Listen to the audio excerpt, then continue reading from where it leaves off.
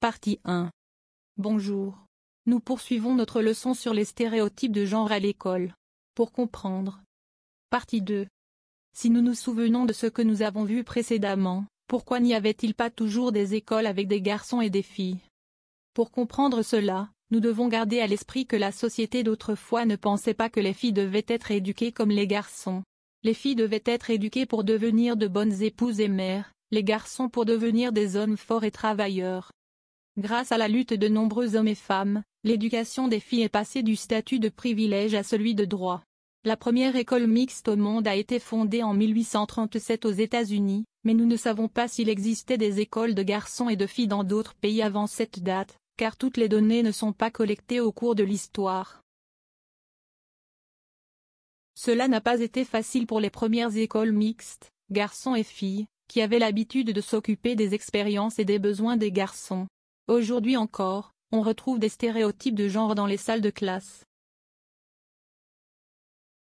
C'est pourquoi nous devons garder à l'esprit un terme qui peut vous sembler nouveau.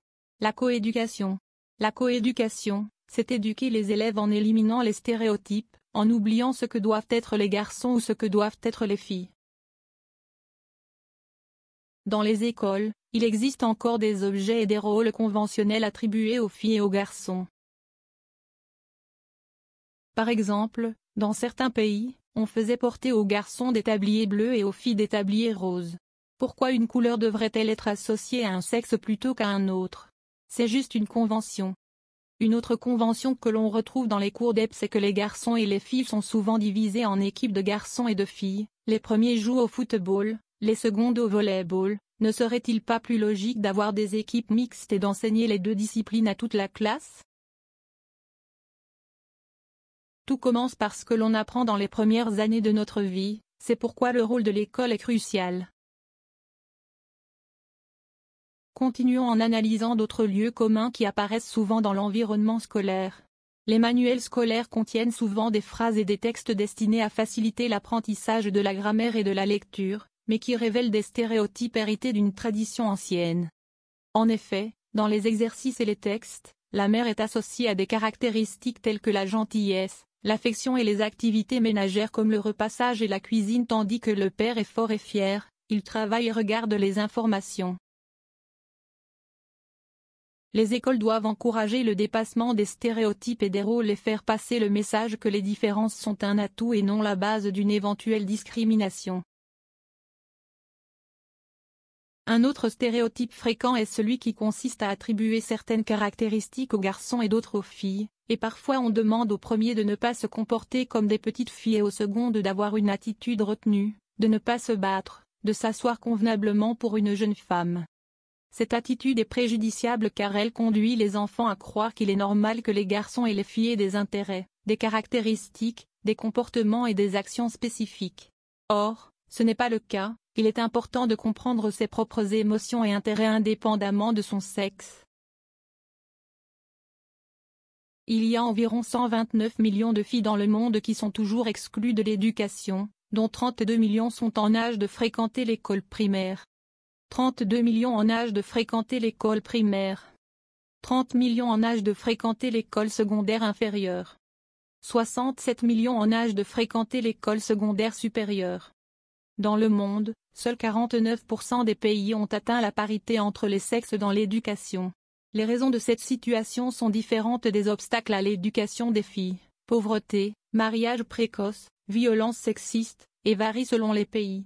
Mais le premier facteur est sans doute le choix des familles qui, en situation de pauvreté, ont toujours tendance à investir dans l'éducation des garçons. Selon un rapport de l'UNICEF, même dans les pays les plus développés, les filles sont 2 fois moins nombreuses que les garçons à travailler en sciences ou en mathématiques. Selon un rapport de l'UNICEF, même dans les pays les plus développés, les filles sont 2 fois moins nombreuses que les garçons à travailler dans le domaine des sciences ou des mathématiques.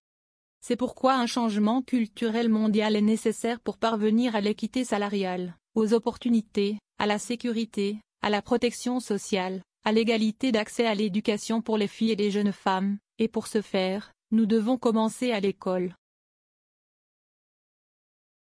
Voici quelques actions que nous pouvons entreprendre. Créer un environnement scolaire ouvert à la diversité. Évitez les phrases telles que les filles ne se battent pas ou les garçons ne pleurent pas. Chaque fois que vous trouvez des exemples de stéréotypes de genre dans les livres, discutez-en en classe et lorsque vous faites des activités en équipe, évitez la division homme-femme, préférez les équipes mixtes. Si les bébés à la naissance ne connaissent pas la différence entre les sexes, qu'est-ce qui les amène à penser, en tant qu'enfants puis en tant qu'adultes, que certains rôles conviennent aux femmes et d'autres aux hommes? L'école est le principal lieu de formation de l'identité de genre et de la personnalité des enfants. Il est donc fondamental d'éduquer à la pleine expression de sa personnalité et à l'appréciation de son individualité.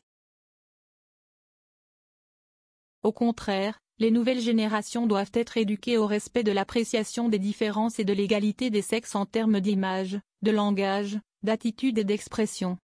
Le langage quotidien des médias, des institutions et donc aussi des manuels scolaires doit être adapté aux nouveaux rôles que les femmes ont assumés et assument dans toutes les sphères de la vie sociale. Comme vous l'avez compris, les écoles jouent un rôle très important, c'est pourquoi il y a un certain nombre de projets qui commencent dans les écoles. Il existe diverses initiatives et activités dans le monde entier qui œuvrent chaque jour pour atteindre l'égalité des sexes en commençant par les écoles et au-delà. Jetons un coup d'œil à certaines d'entre elles.